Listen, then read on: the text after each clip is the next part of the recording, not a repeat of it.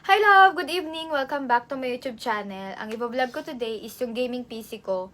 Okay na siya lahat, kompleto na, full setup na, ipapakita ko sa inyo. Tsaka, sasabihin ko rin kung saan ko pinagawa, kung ano yung mga pinagawa ko. Kasi, color white yung team ng gaming PC ko. So, ang hirap makahanap din ng white.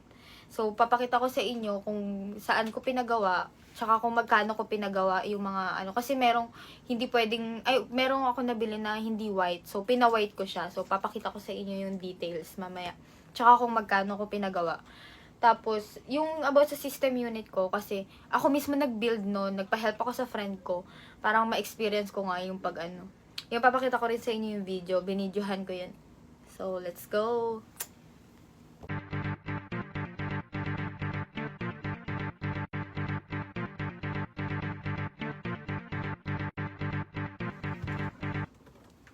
Hi love! So, ang unang ipapakita ko sa inyo is itong dalawang monitor ko. Ito yung Asus TUF Gaming na monitor ko. Tapos ito yung second hand lang.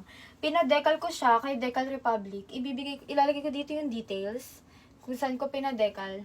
Sobrang sobrang ganda ng pagkaka-decal sa kanya. Kita nyo, white niya yung yung monitor ko. Na-achieve na yung gusto kong theme na color white. So, kay Decal ko siya pina-color white. Tapos, ito ang pina-decal ko at saka itong JBL ko na na speaker. Tapos, itong gaming chair ko, alam niyo na to. Itong double deck ko, kasi sobrang sikip ng kwarto ko na.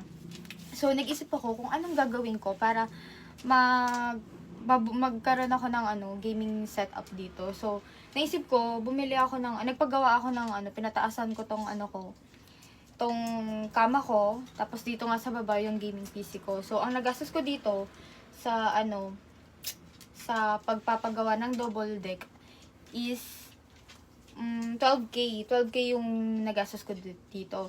Tapos yung kay Decal naman is actually sponsored ni Decal yan. Thank you so much Decal Republic. Pero alam ko mura lang yan yung pagpapa-white ng nasa 1K yata or 800. Parang gano'n lang. Sobrang mura lang. So ma-achieve mo na agad yung yung gusto mo na white na monitor. Kaysa bumili ka ng white na monitor talaga, at least yan, pinadecal mo, hindi naman halata. Sobrang ganda. Papakita ko sa inyo mamaya yung full details niyan. Ito, pinalagyan ko lang ng white.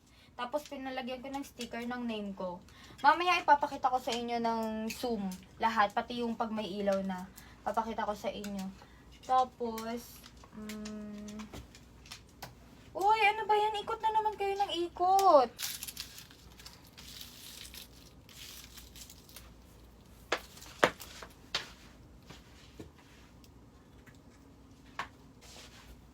Ang next kong gagawin is pailawin na natin tong itong computer.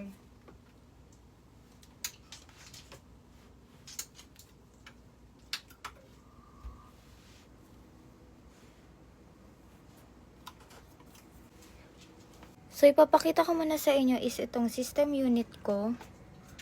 Ayan. Papakita ko rin sa inyo yung video ng kung paano ko siya binuo. Ilalagay ko dyan ngayon.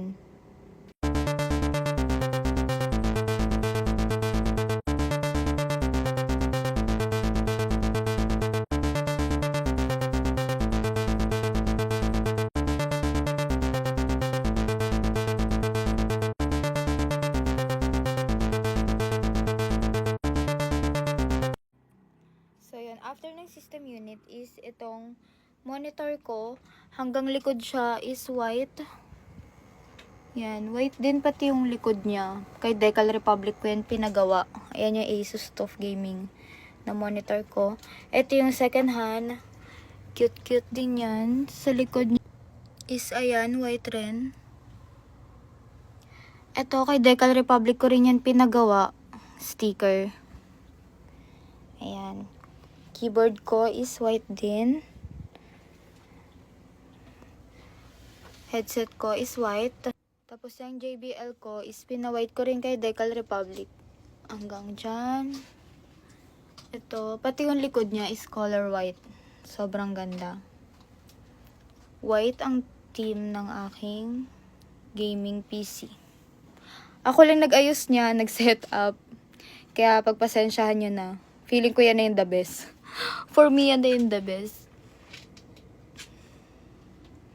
Pinalagyan ko rin ang name ko, Trisha Josh. Keyboard. And syempre, hindi mawawala ang aking gaming chair. At itong HyperX Quadcast ko na mic. Sobrang mahal din yan. So, ayan lahat. Bali, gumastos ako dyan ng almost 250,000 na total. Sa gaming chair pa lang, Diyos ko po. Tapos, ito palang system unit. Nasa 100,000 na yung system unit ko pa lang. Monitor ko, ang mahal din. Yung gaming chair ko, naku po, ayoko na lang i-mention kasi baka mabash ako pero sobrang mahal ng pagkabili ko dyan. Kasi nga, sa tao ko lang din siya binili, online lang. Hindi ako umabot dun sa sa tag 37,000. Pero worth it yan. Alam kong worth it yan. Lahat ng ginastos ko. Worth it. Sobrang ganda. Yan yung ko. Nako. Grabe. The best. Ang ganda. So yun loves. That's all for today. Thank you for watching my vlog. Gabi na ngayon. Kakatapos ko lang mag-stream. Everyday ako nag-i-stream. Ilalagay ko dito yung details. Basta yung details ng page ko. Yan, everyday ako nag-i-stream. Every 6 p.m. or 5 p.m. Ganyan yung start. So, 5 hours yun lagi. So, yun love. That's all for today. Thank you for watching my vlog. Don't forget to subscribe, like, and share.